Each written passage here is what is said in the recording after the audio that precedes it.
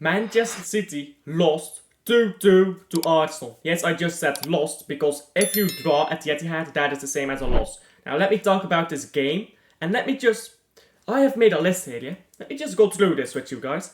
I have made a list of, as you guys can see, things I said during the transfer window. This is not hindsight, yeah? And everything I was proven right on today. Today I was proven right on every single one of these things, yeah? So let's go through this.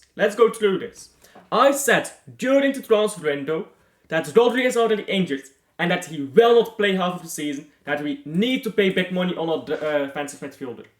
Oh no, you're so reactionary, you're so overreactive. Well then, look who's reactionary now. Where is Rodri? He tore his ACL. Guess what, he's out for 12 months. 9 to 12 months. Do we need a defensive midfielder now? Eh? How can I, as a YouTuber with less than 400 subscribers, be more competent than Pep fucking Guardiola and the entire Man City board? Let's go through this as well. Bernardo Silva is not good anymore. We need to sell him and bring in someone new. I said this during the transfer window. Now, during the transfer window, I also said Oscar Bob is that new Bernardo Silva replacement, but I still want Bernardo out and to bring in a backup to Bob. So I don't trust Bernardo Silva to be that backup anymore. I want a new person to be Bob's backup. Well, Bob is injured, unfortunately. Bob would have shown levels to the Premier League if he wasn't injured. Meanwhile, Bernardo Silva is dropping stinker after stinker after stinker. He has not played a single good game this season. Especially not this one. This game was pure pathetic. Bernardo Silva might as well not have been on the pitch. He was horrendous. Again, something I said during the transfer window, not hindsight, during the transfer window, I was proven right on today.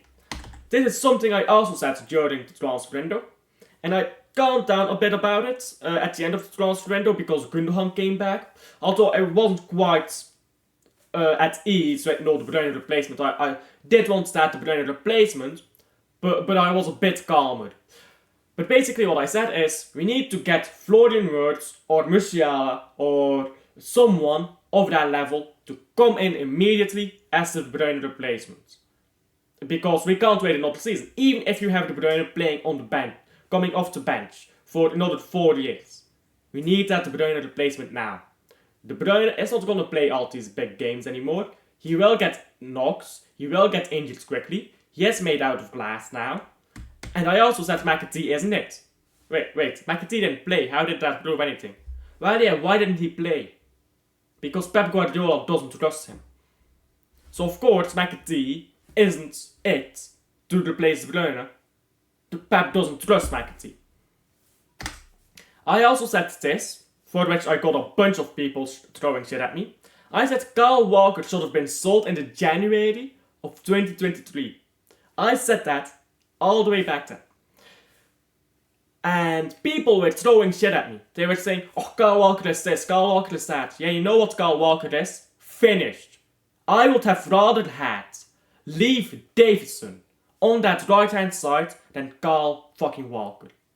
Kyle Walker should never play for this club again. If ever he plays another game as a starting player, yeah, he comes on as a substitute to Wesley Lewis, fine. If he ever starts again, yeah, I will end the watch along before the game kicks off. That is a promise, yeah. I will not watch a single game where Kyle Walker starts. This guy does not deserve to play after all the shit he's done in the media against Manchester City, after how he has misrepresented the club, being out captain, and now playing like this. I will not watch a single fucking game of this idiot. This idiot who has cheated on his wife 3 different times, by the way. Let's not pretend that he's a good guy either. He's a fucking asshole who misrepresented the club, plays like this now. This idiot does not deserve game time for Manchester City. And I will not fucking pretend that this guy is some holy saint who is just done in by, yeah? I will not watch him ever again. Even if that means I'm not fucking watching Man City play. I do not care. I watched Club Brugge growing up, yeah? That is a proper club. That is a proper club. We don't keep deadwood players like Carl fucking Walker. What is this bullshit? Carl Walker should have been gone fucking 2 years ago. But now we still have him. If he is not out here in January, and we don't get a new right back in January, then I actually want Pep Guardiola out. Talking about Pep Guardiola, I said Pep Guardiola is a worse tactician than Arteta. He's a worse tactician than Mikel Arteta. Look at it. Just look at it. He is above average, nothing more. He got outdone by Arteta again. It's not the first time. Pep Guardiola was revolutionary when he first broke through at Barcelona. A lot of people fail to understand that was almost 20 years ago. Almost 20 years ago. To be exact, it was 16 years ago. So people are like, oh, Pep Guardiola is such a revolutionary tactician. Yeah, he was. 16 years ago. People have moved on. People have moved on. Now Pep Guardiola is just above average. The reason Pep Guardiola has not faded out of the game, like Jose Mourinho, who was also revolutionary when he first broke through, is because Pep Guardiola is one of the best managers in the world. He is one of the best player managers in the world. He is able to just improve players, to build upon them and stuff like that. He is able to recognize talent where others don't see it, such as he did with Kimmich, Busquets, Rodri. All three of them are defensive midfielders, but those were just random examples. He is able to recognize talent and stuff like that. That is why he is able to keep up. And before anyone tells me, Centurions or Formidables, who did Pep Guardiola have as his aide back when we went Centurion and when we did the Formidables? It was Mikel Arteta. Mikel Arteta was Manchester City's assistant manager, I suppose. So why were the tactics so good in those Centurions and Formidable seasons? Well, because Pep Guardiola had something to lean on. But then people want to make the false comparison, yeah, of, oh yeah, what about when Mikel Arteta started with Arsenal and he was terrible? First of all, he won the cup in his first season, but here is the problem with Mikel Arteta. Mikel Arteta is the opposite of Pep Guardiola, and that is why they work so well together. Pep Guardiola is good at man management, at tactics, not at tactics, but at improving players. So man management, improving players, recognizing talent. Those are the three things, right? Mikel Arteta is tactics. He is tactics. His man management is horrendous. His improvement of players doesn't exist. He is not that guy that improves your players, that gets them over the line. He is a coach. He is a trainer. He is not a manager. That is why Mikel Arteta, when he first went into the Arsenal job, he was terrible. He needed Edu to take all those managerial tasks off of him and do it himself, whilst Arteta focuses on the coaching, on the training, that kind of stuff. Edu has not done a good enough job for Arteta, I believe, and still Arteta is getting results. He's not won a trophy yet, I know. But I'll tell you one thing, yeah? Arteta, if he had Dixie Bergenstein doing those managerial roles for himself, rather than Edu Gaspar, yeah? He would have won a trophy by now. Pep Guardiola is such an average fucking manager tactically, yeah? I know he is the best in the world when you add everything up, but tactically, Pep Guardiola is so fucking average. It actually fucking hurts. And I am done and tired of people trying to protect Pep Guardiola as some genius tactical manager. He is not. He is simply not. And we will get outdone tactically every single time we play against Arsenal. I'm saying Carl Walker because I'm looking at him. Mikel Arteta has learned from his first 2 seasons at Arsenal where he was terrible, because he didn't have experience. Now Arteta has had experience. Now we are looking at this. We are looking at this game, where we should have won. Now Rodri comes off with an injury.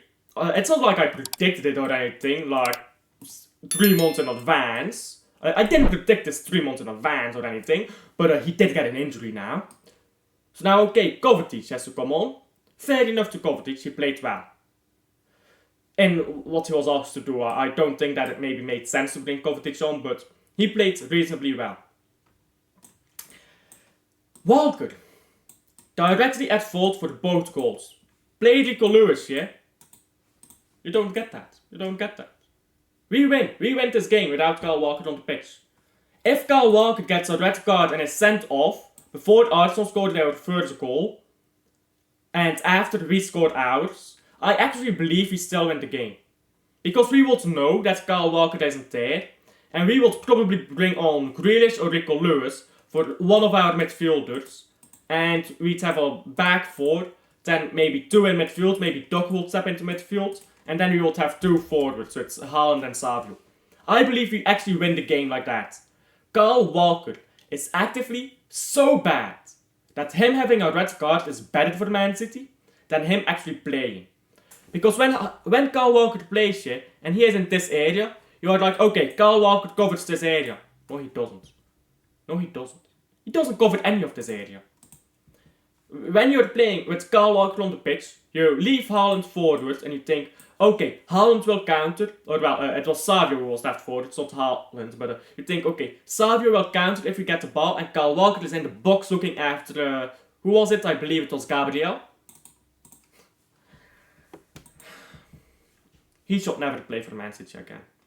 I do not care a single fuck about his legacy at this club, yeah?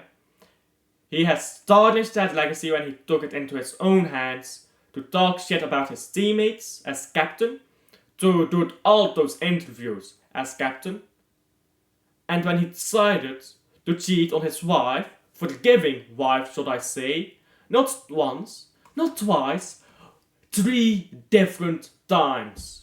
So stop protecting this guy. He is not a good human person and he is not a good footballer. He is not a good captain and he is not a humble person. So what is it to defend about this guy? Fuck him. Actually, fuck Kyle Walker. Fucking dipshit.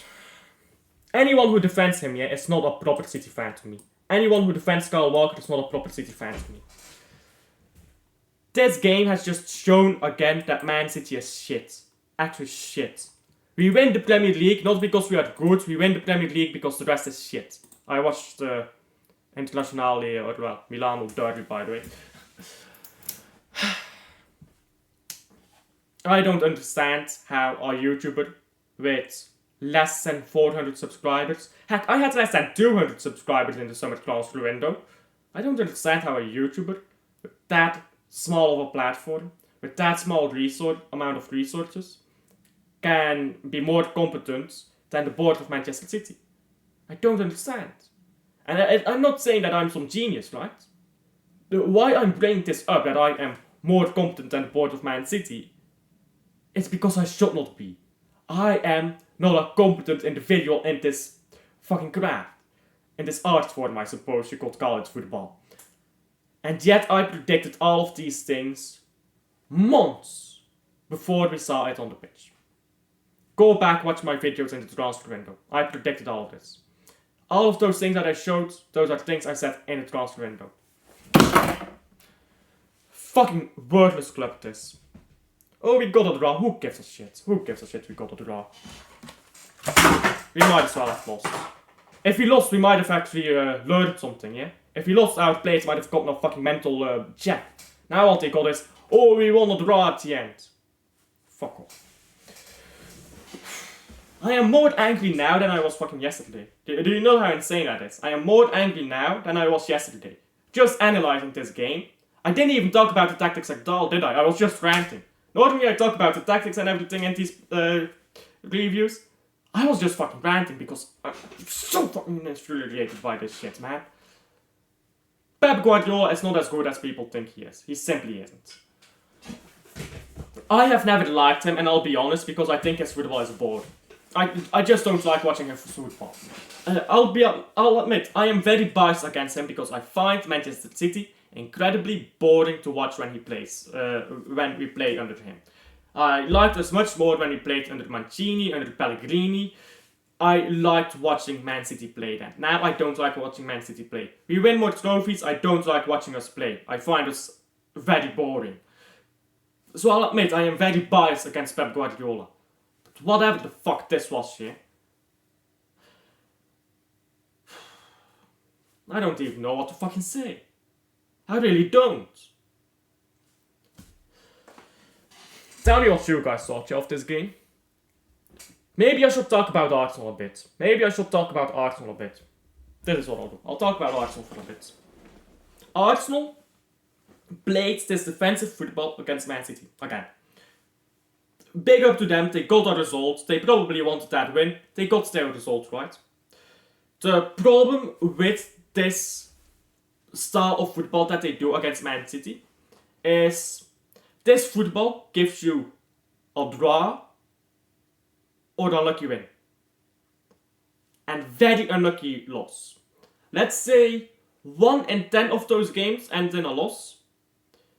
4 out of 10 of those games ends in a win. And 5 out of 10 of those games ends in a draw.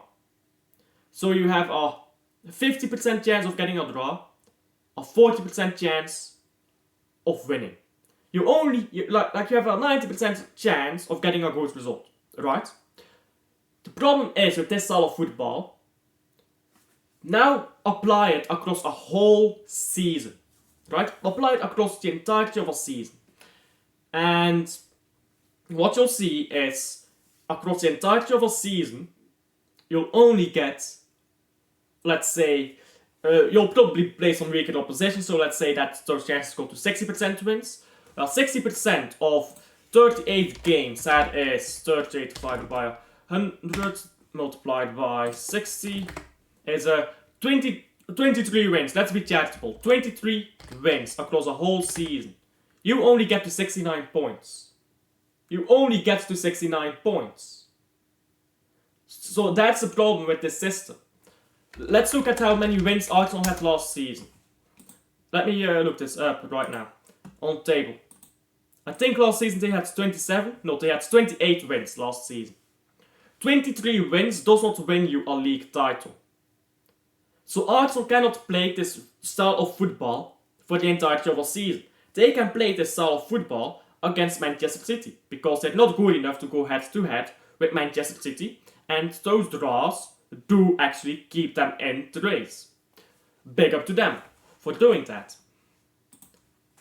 But again, as I just said, if you can't play like that a whole season. So then, if Man City and Arsenal ends in a draw each time, let's say the game in the Emirates is also a draw, or heck, let's say Arsenal win. Let us say Arsenal wins in the Emirates. So then they get 24 wins. 24 wins. Okay, how many points is 24 wins? 24 wins is multiplied by 3 is 72 points. So they get 72 points. Then let's assume they get 14 draws. 14 draws. That means they go invincible, by the way. 24 wins, 14 draws. They go invincible. They only get 86 points. Let us assume Man City gets to 90 at the end of the season. Even if you go invincible, playing that style of football, you do not get enough wins over the board, even when you beat Man City, to get, because let's assume that they get to 90 minus 3 from losing to Arsenal, right? Let's do it like that. They still get to 87 and Arsenal is at 86. You cannot play that style of football all season long. You can only play it against Manchester City. So here is the thing. Arsenal may get results against Man City. Today they should not have, but they did. They cannot keep this up for the whole season. They will play differently. The question is, can they get those wins that they need to win a title across the entirety of a season? It's easy to get results against Manchester City when you play like that, but you can't play like that all season. You have to go forward, you have to be daring when you play against weaker teams. You have to beat them. Will Arsenal beat those that they have to beat? I'm not quite sure. But I'll leave that for you guys to decide, yeah? Tell me down below in the comments. Tell me down below in the comments what you thought about this game, what you think about everything, I suppose. And about my rant, I suppose, as well. And I'll see you guys on the next one, I suppose. Like and subscribe if you haven't already. Why should I even ask? You guys are amazing. You'll already have liked and subscribed, right? Right? Anyhow, thank you for watching to the end, and I'll see you on the next one. Bye.